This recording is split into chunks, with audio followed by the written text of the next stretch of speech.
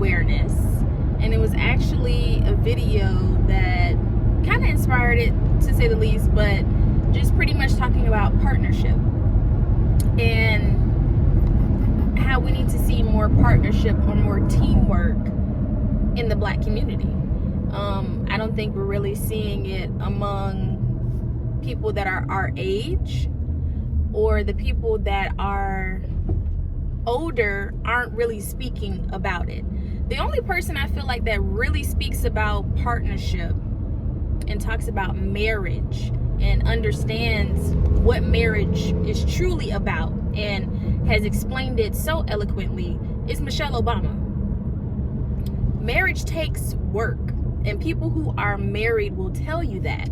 People who are married and who have been married for years will tell you that marriage takes work. But that's the thing, people aren't willing to work in their marriage. Like, what is your take on partnership? First, or what do you believe? What? That we have a lot of representation of solid. I would say a successful marriage. Not meaning you like just happy 100% of the time, but like people who've been married for a long time and really can give you insight versus seeing the toxic shit that we see on TV or right. Or marriages that are going through infidelity and people are staying. Now that's not saying that like cheating is not part of the ups and downs in a relationship. Exactly. Cheating should not be a part of the ups and downs. That should be I ain't gonna say should be, to each his own. You might be able to forget somebody that they might actually stop. Right. Y'all can continue to go on with the relationship, but I feel like nowadays people going in with like it's normalized. Not even the No. Cheating is normalized in relationships. Oh yeah, I wasn't talking about that. No. I was talking about the I just wanted to get it out before I forgot it. That I feel like cheating has become normalized in relationships, and people are going into relationships thinking that those habits that they had in that relationship can go into a marriage, and that's healthy. That's not healthy, right? You shouldn't be going into any relationship cheating. You should go in with pure intentions. You should go in with the desires to be together, to be one, right? And I think people are getting it twisted in regards to like what it means to really be one. Like when you get married, you become one. People are going into marriages really like divided. Like what's yours is yours. What's mine is mine. Like I'm like this way, you just gotta deal with it type shit. Like you can't be like that. Like you gotta be a true partner, even when you see on social media all the time, especially like Facebook, the talk of money, like women that's a big talking about they wouldn't go 50-50 with a man, or not having joint accounts, or not believing in having joint accounts.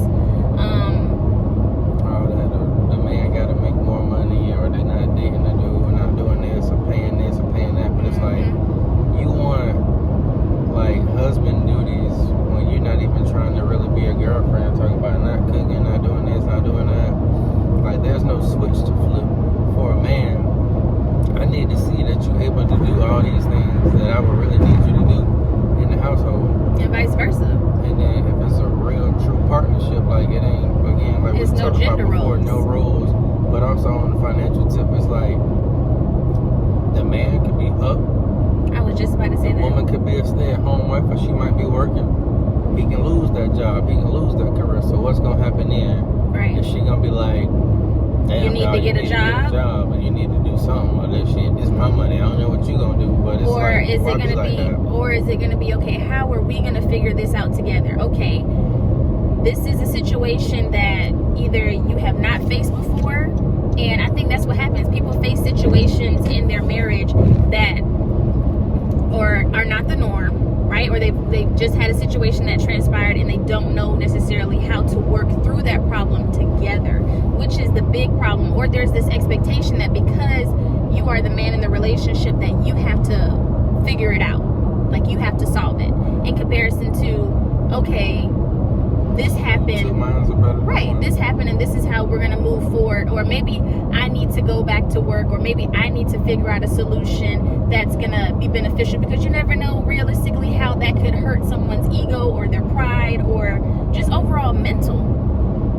But I feel like partnership is crucial in a marriage. You have to be like on the same team. Like, that is my teammate. Same page. Y'all gotta be partners. I forgot where I heard this, but it was just like, my spouse is not my enemy. Yes. So it's no need to be disrespectful or this and that. Like, we a team. Like, and I've even had to like remind myself, Kevin is not my enemy. You know, even when I get upset, that is not my enemy. Right? I'm not gonna talk to him like he's my enemy, like he's someone that I don't love, that I don't care about, because I love and I care and I respect him, and I'm not gonna speak to him in a manner that realistically does not show those things. And sometimes it can be easier said than done, because we're human beings, right? We have emotions. We're gonna get very frustrated, we're gonna get very flustered in certain situations, and we may not necessarily respond the best. But I feel like it has to become a habit in your daily routine where you say to yourself, I am not gonna respond in this manner, or I'm gonna think before I speak, or in that moment you may have to say, that is not my enemy, and you are not my enemy, because I've said that to you. You are not my enemy, and I'm not gonna speak to you in that manner, because you really aren't my enemy. I love you, I respect you, and I don't want to hurt the person that I love, because I know that, again, tempers can be easily flared, and you can say some things that you do not mean, right? I think you just got to be able to take a step back. Not even that, but both people need to be able to check each other. Meaning, if you up here with it, like, hey, bring that down here. Like, I'm not disrespecting you. I'm not talking to you crazy. And that's not disrespectful to say that. I don't feel like that's wrong to say, in my opinion. I feel like that is acknowledging the fact that, hey, we're in a moment in our disagreement that it could go to another place that it doesn't have to be. It's okay to disagree. It's just how you go about it. Right. And vice versa. I feel like you have to establish those boundaries in your relationship from the very beginning, in regards to like, okay, I'm not gonna talk to you this way, and you're not gonna talk to me this way. We're not gonna cuss at each other. If we're having a disagreement, you shouldn't be cussing at me. Or if I see that your tone is elevated, okay, you might want to take a moment to sit down, because you're not gonna talk to me like that right now. We need to revisit this conversation.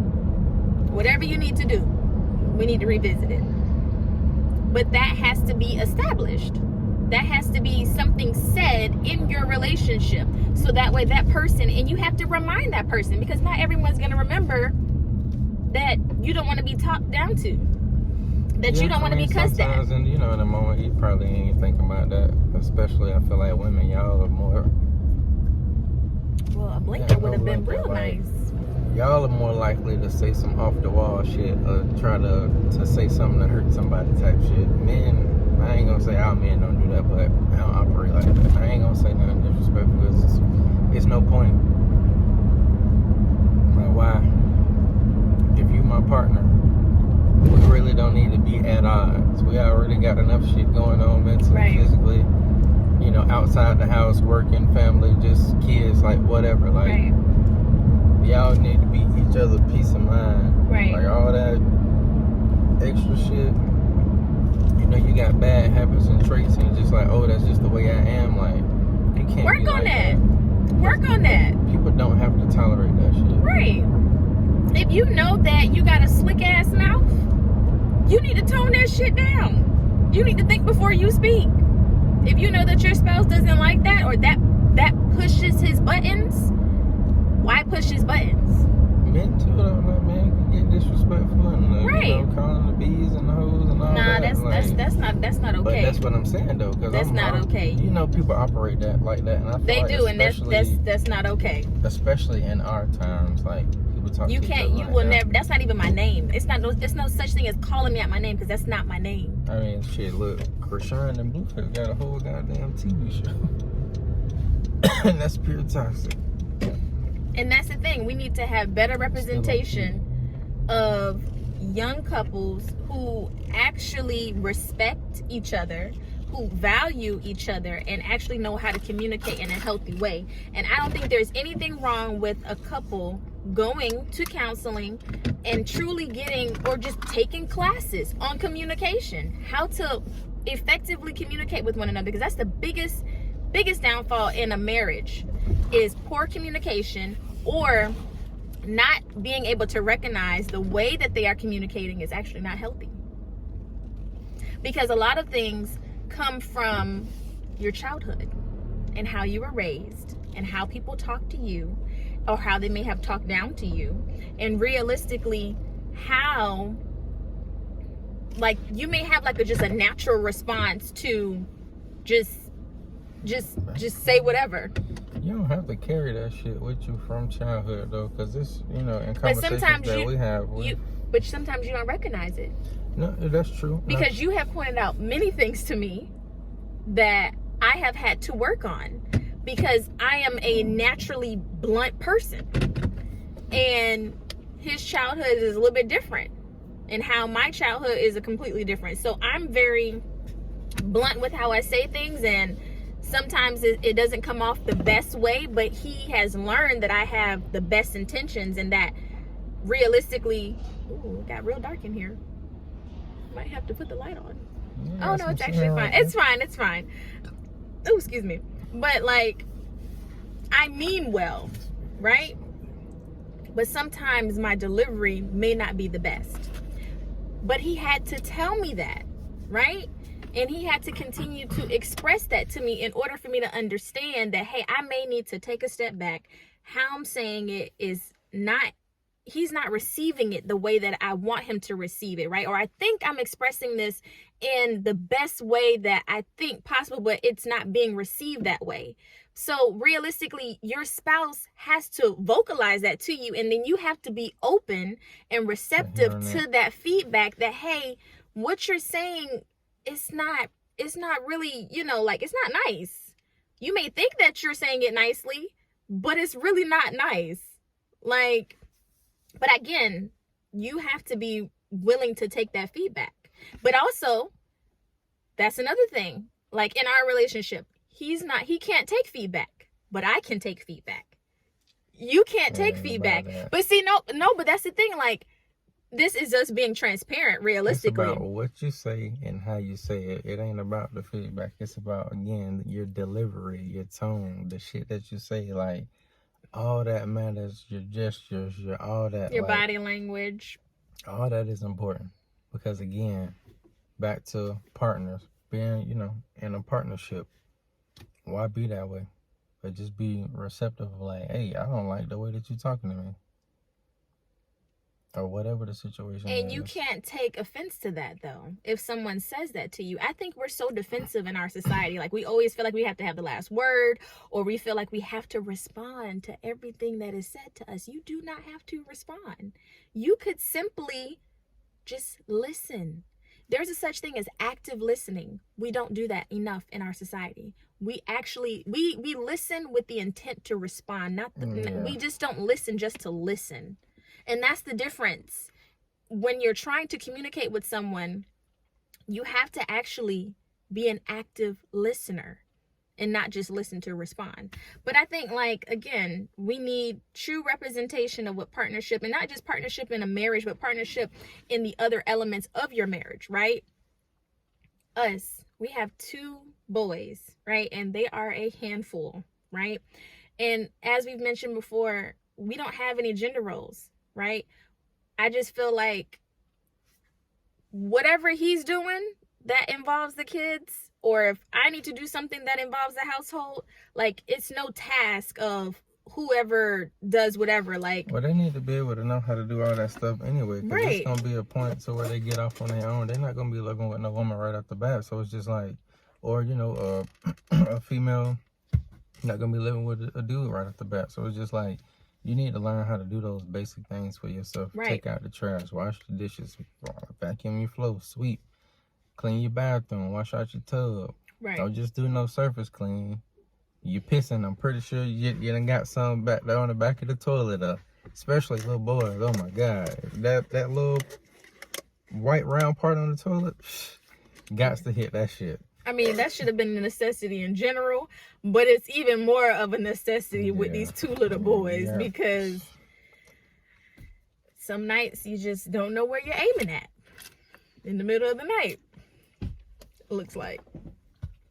But man, be each other's partner, be each other's peace, not enemy. Don't cause unnecessary problems or friction, unnecessary headaches. If you know this person might be down, like, okay, you down right now, like, that's why I was saying, like, all the roles can always be reversed. Yes, and I think like, that's something that needs to be the financial highlighted. Part, I feel like that's the most highlighted thing in society right now, is the financial aspect of a relationship. But it's just like, it's so much other shit in the relationship that need to be dealt with or talked about or you'll endure. Like, that shit is light.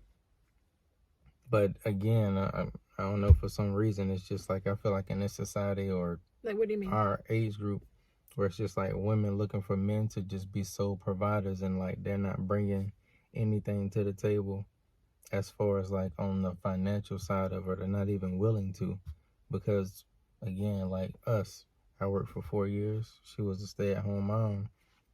Now we able to reverse roles. Now she in her career. Now I'm able to stay home and actually start my business, or at least one of them. So it's just like, you got to be able to do shit like that. You have a partner like that, right? That's willing to do that, and not look at it as like, oh, you're the man, you should be working, and oh, you're the woman, you should be working. Like, I grew up in a 2-parent household where both of my parents were working. He grew up in a single-parent household where his mom was the only sole provider, right? So we know, like, we come from kind of like different backgrounds, but still similar in the aspect of like, everyone worked, right? We did something a little bit different. It wasn't necessarily the most received, or I wouldn't say like, oh, you need to go to work. You need to get a job. What do you mean? You. For 4 years. Oh yeah, like I'm pretty sure like, man, what they doing? How they still making it? How they going along? How they got this house? How they get these cars? But it's just like, God has always provided. It ain't even what you do, it's how you do it. Right. And the thing about it, I'm no dummy. But he's no dummy either. But realistically, like, you just got to make smart and wise decisions. But it's not even about that. It's just more so like, that wasn't the norm in our family, right? Everyone should be working, realistically. So when the dynamic of our relationship changed a little bit, it was just different, right? But it's what's worked for us, right? And not everyone's going to be like receptive of that, or they're like, they may not necessarily agree with that, but who cares? And you have to be okay with that. One of us just balling out. It was more so, the pandemic came when our kid, well, especially with Cairo, he was very young. But, I made enough money to do everything that we needed to do and some of what we wanted to do too. So it's just like, at that time we only had one child. So it's just like, oh, hell no, we're not putting him in no daycare. Like, right. No. And I didn't feel comfortable with that. It was a conversation that we both had where we said, we don't want our child to go to daycare. We don't feel comfortable with, right. We don't feel comfortable with someone watching our child. So realistically, right. Bria, you're going to stay home. And it wasn't like, oh, Bria, like he told me to stay home, right? No, we decided. It just happened realistically. Yeah, it honestly just happened realistically. And I decided to stay home, and I was actually still breastfeeding at that time. So that was a whole new ball game. Like, just motherhood in general was a whole new ball game that I have never embarked on realistically. So I was thankful that I was afforded the opportunity to be home, to truly just take care of my son and take care of the household and just enjoy the journey of motherhood realistically. And then I went back to school alongside a whole toddler. And nursing school, if any nurse out there knows, is not easy, like, at all. On top of taking care of a household, taking care of a toddler, and nursing school, like, it was just a lot. And even in the midst of going through nursing school, there were other still tribulations that we like went through that realistically I'm thankful that we've got through, you know what I mean? But if it wasn't for the partnership that we had with each other and the solid foundation that we had with each other, we wouldn't have been able to just come out the way that we came out. You know what I mean? Like, I had to have that support system. I may not have had necessarily support everywhere, right? But ultimately, my support came from my spouse, because that's who you are building your life with. That's the person that you're building your family with. That's the person that needs, right? That's the person that you need to lean on. So it's like, you can't necessarily rely on, like, every other element outside of the family that you're building, right? You have to make sure that the foundation that you build within your relationship, within your marriage with your spouse is the one that you're going to lean on. But more importantly, like, it's solid, I would say. Yeah, last thing I'll say, keep everything in-house. You know, somebody asks y'all how y'all doing, y'all could have just cussed each other out. She threw a frying pan at your head. Oh shit, we good.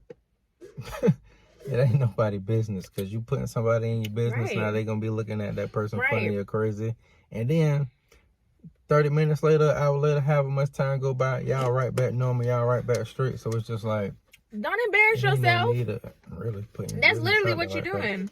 Like, Y'all should never get to a goddamn point of doing some shit like right, that. But, frying pan at each other's but I'm just head. saying, like, an extreme, because, you know, people, they might be like going through some shit and they confide in a friend, a family member, mom or dad or whatever, and it's just like, you know, that's like a dude cheating on his wife or something, right? Or I'm cheating on you, right?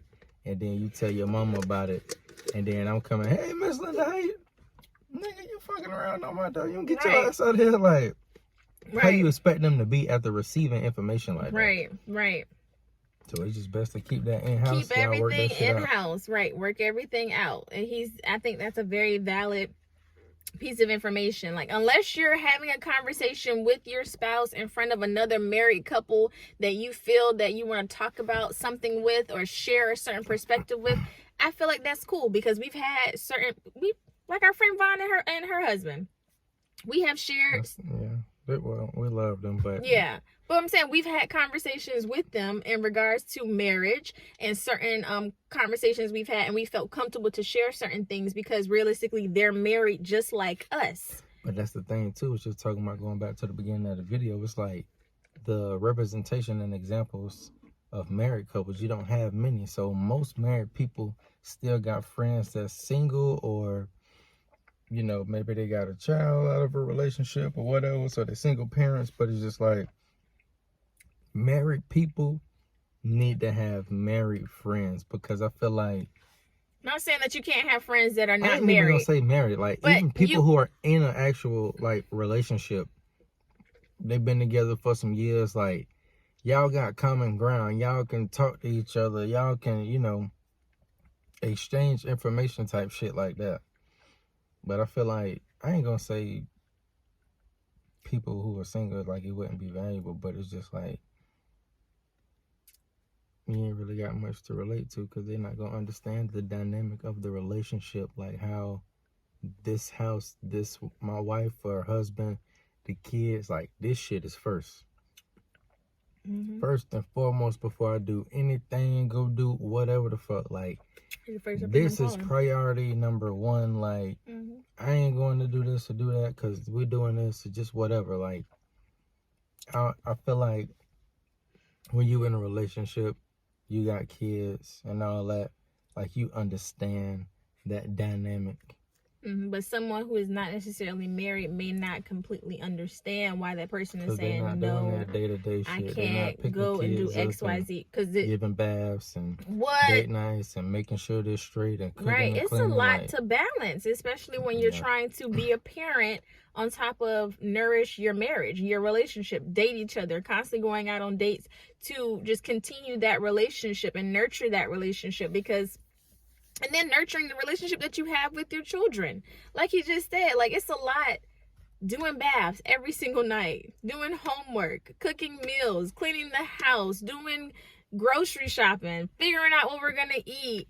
On top of, okay, what are we going to do during the week to ensure that the kids are having a good time? Okay, what are we going to do? What time are we going to spend with each other? Like, that's a lot. That is a lot.